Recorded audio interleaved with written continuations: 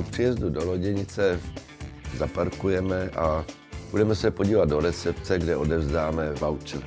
Zároveň nám řeknou, kde asi loď stojí a můžeme se pomalu začít připravovat na lodění. Pokud je loď připravená k převzetí, tak se můžeme začít seznamovat s vybavením lodi.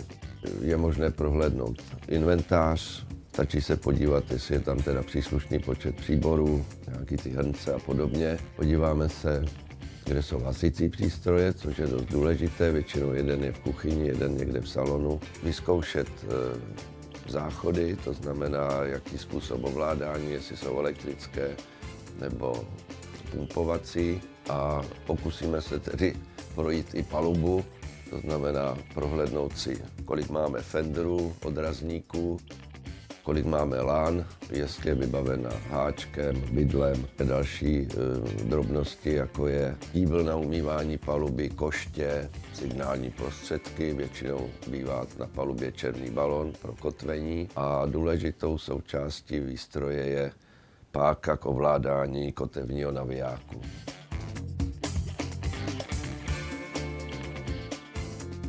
V recepci obdržíme některé materiály potřebné pro orientaci. Převážně to jsou sady map, které jsou ve výbavě každé lodi. Vždycky tam je druhý díl takzvaného almanachu, který slouží k informaci o pracovních dobách plavebních komor, mostů, případně vybavení přístavů, marín a podobně. A většinou nějaké desky, které obsahují výpis z předpisů, řád plavební bezpečnosti, o spojení s charterovou firmou. Nicméně většinu těchto věcí dokáže řešit i takzvaný plavební manuál, který zákazníci firmy Dutch Masters dostávají při uzavření smlouvy.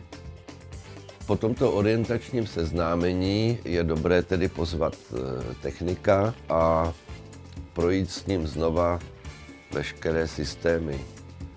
Důležité to je hlavně u vařiče, zkusit lednici, vyzkoušet stav bomby na plyn a v jakém stavu je rezervní bomba. Většinou by na lodi měly být bomby 2. Necháme si vysvětlit systém elektrického rozvodu, vypínače, ovládání navigačních světel, palubních světel, čerpadla vody a další, co najdeme na palubní desce. Tady platí zásada, že je lepší se dvakrát zeptat, než potom volat do loděnice, proč nejde tohle nebo tohle. Před plavbou je taky potřeba si uvědomit, že budeme potřebovat hodně drobných, většinou se jedná o 50 centy, eventuálně o eura, protože těmito mincemi se platí veškeré služby v marínách, ať už městských nebo marínách oficiálních. Většinou se jedná o poplatek za elektrickou energii nebo za vodu. Zároveň si můžeme vyvěsit vlajku, kterou jsme dostali v loděnici skipperskou nebo kapitánskou, spolu tedy s tou českou. A je dobré tedy informovat posádku o tom, že v Holandsku je zvykem při potkávání, aby se posádky zdravily. Je to součástí tedy toho montonu, který probíhá na holandských vodách. Před vyplutím je dobré si ještě jednou zopakovat funkci ovládání motoru. To znamená přesně vědět, jakým způsobem se startuje, jakým způsobem se motor vypíná, jak se ovládají jednotlivé vypínače, dokormidlovací zařízení. Nezapomenout, že u některých lodí se musí zapnout před použitím, to znamená před vyplutím mít ve stavu zapnuto. Pro plavbu v Holandsku platí velmi důležitá zásada a to je neohrožovat břehy a stojící plavidla vlnobytím a sáním. Holandsko je na to zvlášť citlivé, protože se jedná o ochranu hrází. V úzkých kanálech, městských kanálech jsou rychlosti omezené Není to kvůli tomu, že bychom nezvládli řízení, ale je to kvůli tomu, že každé plavidlo vytváří systém vln, který potom poškozuje břehy a eventuálně plavidla, která jsou vyvázaná u břehu. Důležitá ochrana je taky plovoucích zařízení, hlavně houseboatů. Při připlouvání k molu nebo nějakému přístavišti je první zásadou zkontrolovat směr větru. To je v Holandsku rozhodující, protože proud tam většinou nikde není, ale vítr může být velmi limitující. Podle toho zvolíme potom způsob přistávání. Zásadně se přistává proti větru a přistává se tak, aby jsme dokonce i ten vítr využili. To znamená, pokud fouká směrem ke břehu, tak můžeme ho použít na přistání, že nás pomalu přifoukne k molu. Pokud naopak fouká od břehu, tak je trošku problém a budeme muset použít trošku ostřejší způsob přistávání, eventuálně použít příďové nebo záďové dokormidlovací zařízení. Tady je potřeba si uvědomit, že všechny ty zařízení elektrické dokormidlovací jsou trošku citlivý na délku práce, to znamená pracovat krátce a ne dlouho, protože se nám může stát, že nám to proudová ochrana vypne. K tomu, aby jsme věděli, odkud fouká vítr, je ideální sledovat vlaječku na přídi, kterou skoro všechny lodě mají. Pokud už jsme tedy vyvázáni u mola, tak zkontrolujeme vývazy, zkontrolujeme polohu odrazníku neboli fendru, tak, aby se nepoškodil trub lodě. Budeme muset buď to je dát níž nebo výš. A zajistíme loď minimálně 3 lany, tak, aby se nepohybovala ani dopředu, ani dozadu a neohrožovala ostatní plavidla. Pokud bychom potřebovali při odplouvání použít dokormidlovací zařízení, to je jedna z možností. Druhá možnost je, že loď utlačíme tedy svojí silou trošku a nasměrujeme ji na volný kanál nebo na volný tok a plynule odjedeme z mola s kormidlem v nulové poloze. V případě, že potřebujeme loď otočit na kanále, zásada je taková, že se postavíme na jednu nebo druhou stranu kanálu s plavidlem, zhruba na necelou délku od břehu.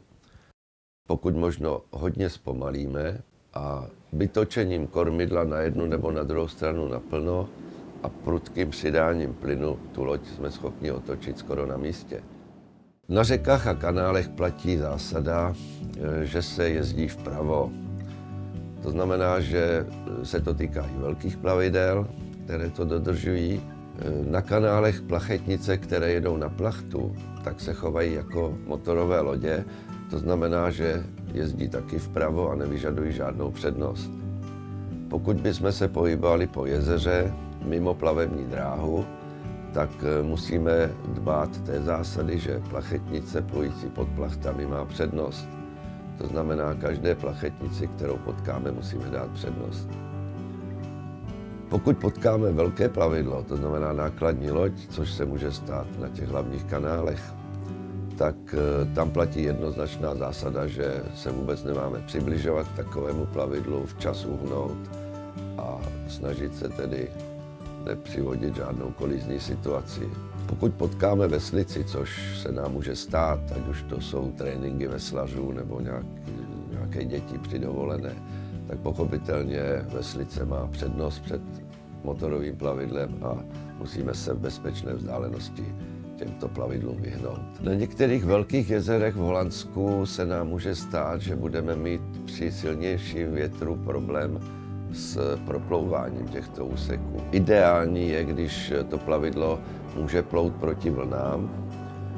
Pokud by to neumožňovala situace a dejme tomu směr plavební dráhy, tak se musíme snažit se vyvarovat toho, aby nám ty vlny nešly z boku. Kdyby došlo k poruše motoru, zásada je taková, že bychom měli tedy zakotvit, protože může dojít k tomu, že skončíme někde na břehu na kamenných záhozech. Vyvěsíme černý balon, který bývá ve výbavě. Můžeme zavolat do loděnice, popsat nějak tu poruchu a podobně. A kdyby byla situace vážnější, tak můžeme tedy předepsanými signály pomocí zvedání paží přivolávat pomoc. Přes větší jezera a větší zátoky bývá na plavebních mapách vyznačena takzvaná plavební dráha, pravé levé boje. Zároveň na té plavební dráze jsou značeny jednotlivé odbočky do vedlejších plavebních dráh takzvanými rozdělovacími bojemi. Při své plavbě se setkáme s velkým množstvím mostů. Většinou se jedná o mosty pohyblivé, které jsou v mapě označeny písmenem BB. A potom nás nezajímá výška toho mostu, zajímá nás pracovní čas. Pokud by most nebyl takto označen, tak je to most pevný a potom je rozhodující jeho průjezdná výška a pochopitelně tedy průjezdná výška našeho plavidla. Většinou se mosty otvírají průběžně při naší plavbě, ale může dojít k tomu, že budeme muset chvíli čekat. Je to trošku problém, zvlášť při větrném počasí, a tam je potřeba potom se s tím nějak vyrovnat. Jedním ze způsobů je, že se postavíme přídi proti větru, to znamená, nebudeme muset tolik manévrovat a budeme plavidlo pomocí bukštáru udržovat proti větru. Druhá možnost je, že budeme pracovat ještě s kormidlem a držet pořád tu příď proti větru. Pokud by byl trošku problém se udržet před tím mostem, tak nejjednodušší způsob je se otočit a udělat třeba obrátku nebo se znova vrátit k mostu, protože při té plavbě a při určité rychlosti se nám loď lépe řídí, než když bychom stáli na místě. Tady potom je vhodné používat pomocné dokormidlovací zařízení, takzvané bukštály, kterými můžeme držet tu příď proti větru. Většina mostů je vybavena čekacím stáním pro plavidla. V mapách je to pod názvem Wachtplatz a jsou to mola a různé piloty, většinou označený modrou tabulí sport a tam potom můžeme vhodně přečkat tu dobu, dejme tomu poledne nebo odpolední pauzu před otevřením mostu. Pevné mosty jsou označeny žlutými tabulemi, to znamená určují nám jednosměrnost nebo obousměrnost plavebního pole, bývá to označeno i žlutými světly. Je vhodné to dodržovat, i když se to většinou týká velkých plavidel. Může se stát, že na mostě bude červeno-bílá tabule na některém poli, tak to je pochopitelně zákaz plavby. Jinak pokud průjezdná výška naší lodi vyhovuje, tak nemusíme respektovat červená světla. Ty červené světla na mostech zvedacích jsou pro informaci o tom, jak most pracuje. Pokud nám výška dostačuje, tak ty světla pro nás nemají žádný význam a nemusíme čekat na nějakou zelenou a podobně. Význam světel na pohyblivých mostech je velmi jednoduchý. Principiálně platí to, že 2 červená světla nad sebou je most mimo pracovní dobu. Jedno červené světlo znamená, že most pracuje, zelené a červené světlo znamená, že se most otvírá. Může se nám stát, že po otevření mostu zůstane z naší strany svítit červená. Není třeba propadat panice, pouze obsluha rozhodla, že budou napřed projíždět plavidla, která jdou proti nám. Některé mosty, hlavně v menších obcích nebo menších městech, jsou spoplatněny. Způsob platby je velmi jednoduchý. Obsluha mostu nám pohybem rybářského prutu hodí do ruky dřevák a my příslušný obnos dáme do dřeváku. Kolik máme platit, je napsáno na mostě. Většinou se jedná o euro nebo o větší částku, pokud jde o víc mostů za sebou. Při proplouvání pevnými mosty musíme velmi pečlivě zkontrolovat výšku mostu, jednak podle mapy, a u některých mostů je i takový vodočet, který ukazuje konkrétní výšku nad hladinou. Na plavebních mapách jsou označeny místa, kde je málo vody, takzvané mělčiny.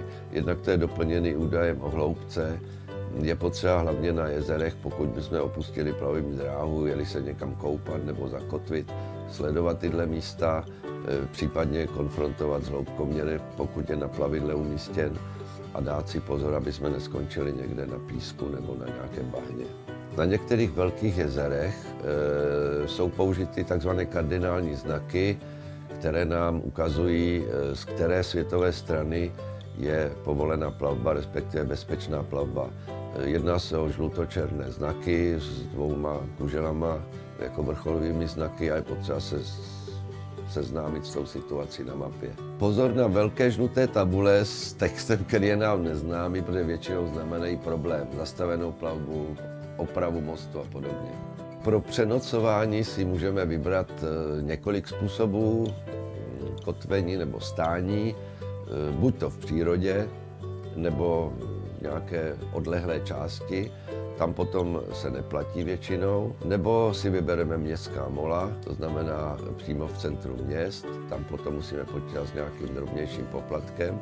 A pokud chceme nějaký servis, jako je voda, elektrika, tak si vybereme nějakou marínu. Přírodní úvaziště jsou většinou vybaveny pouze vázacími kůly, eventuálně kontejnerem na odpad. Je to upravený povrch, zasekaná tráva, ale nemůžeme očekávat, že se dostaneme někam do vesnice nebo podobně. Pokud jsme se rozhodli, že strávíme noc v některé maríně, která je vyznačená na mapě, ať už je to městská nebo podobně, musíme si uvědomit, že platí zásada při vjezdu do maríny zastavit, většinou tam je vyhražené místo, a jít se přihlásit do recepce. Většinou tam je nápis Hafenkantor nebo Hafenmeister a tam teprve nám řeknou, jestli je volno a v kterém místě maríny můžeme loď vyvázat. Pokud si zvolíme stání ve městečku na městském úvazišti, tak je potřeba si uvědomit, že nemusíme schánět nikoho kvůli placení. Většinou ta obsluha nás sežene sama, někdy večer nebo ráno. A pokud by bylo plno v některých atraktivních oblastech, tak je možné za určitých podmínek se vyvázat i na plavidlo, které už tam stojí, za předpokladu, že jsme schopni se s posádkou domluvit a většinou není problém. Při některých okruzích v Holandsku budeme muset proplouvat plavební komorou. Signalizace na komoře je stejná jako na zvedacích mostech, to znamená 2 červené, červená, zelená a červená a zelená pro vjezd.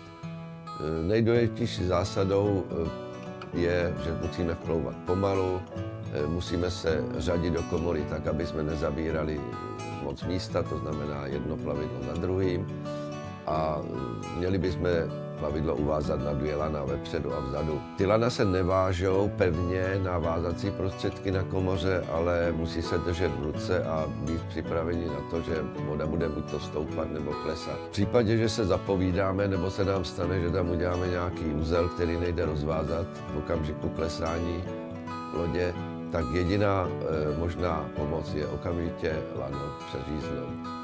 Pro vyvazování plavidel u mol nebo u městských zdí a podobně platí jednoznačně zásada, že máme použít 3 lana. Jinak to plavidlo není stabilní, to znamená použijeme příďové lano, záďové lano a většinou vzadu ještě lano 3., takzvaný spring, kterým teprve to plavidlo zafixujeme do příslušné polohy. V některých kotvištích se musí zajet mezi takzvané piloty. Tam potom zajíždíme buď to zádí, pokud je vhodné počasí a troufneme si na to, ale není vůbec problém zajet do takových pilot přídí. Potom musíme 2 lana dát na piloty, ty nás drží vlastně od břehu příslušné vzdálenosti, a 2 lana se dávají na břeh. Pro jakékoliv vyvazování plavidla, ať už v plavební komoře nebo u břehu, je potřeba si uvědomit, že to lano musí být vždycky připraveno tak, aby šlo pod zábradlím.